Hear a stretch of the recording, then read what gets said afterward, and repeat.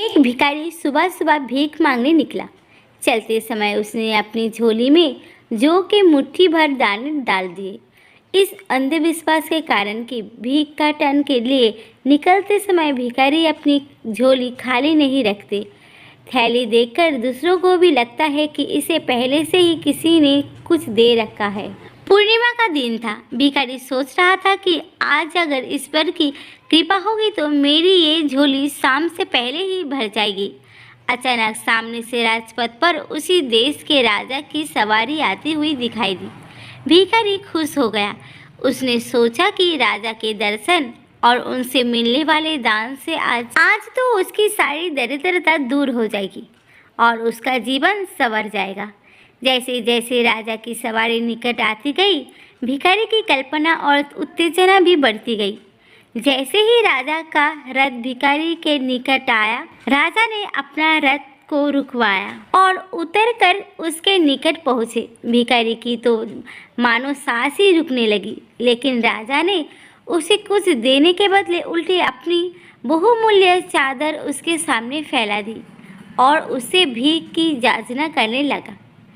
भिखारी को समझ नहीं आ रहा था कि वो क्या करे। अभी वो सोच ही रहा था कि राजा ने पुण्य याचना की। भिखारी ने अपनी झोली में हाथ डाला, मगर हमेशा दूसरों से लेने वाला मन देने को राजी नहीं हो रहा था। जैसे तैसे करके उसने 2 दाने जौ के निकाले और राजा की चादर में डाल दिए। उस दिन हालांकि भिखारी को अधिक भीख मिली, लेकिन अपनी झोली में से 2 दाने जौ की देने का मलाल उसे सारा दिन रहा।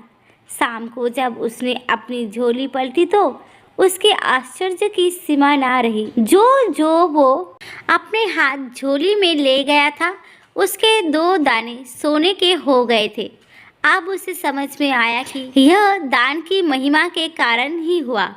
वो पछताया कि काश उस समय उसने राजा को और अधिक जौ दिए होते, लेकिन दे नहीं सका क्योंकि उसकी देने की आदत जो नहीं थी।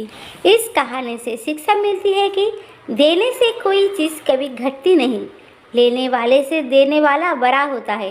अंधेरे में छाया, बुढ़ापे में काया और अंत समय में माया किसी का साथ नहीं देती, परंतु पुण्य कर्म यह लोक एवं परलोक सब जगह साथ देते हैं। तो दोस्तों, मेरी आज की ये छोटी सी कहानी आप सबको अगर पसंद आई तो लाइक करें, कमेंट करें और मेरे चैनल को सब्सक्राइब करना ना भूलिए। देखने के लिए दिल से धन्यवाद।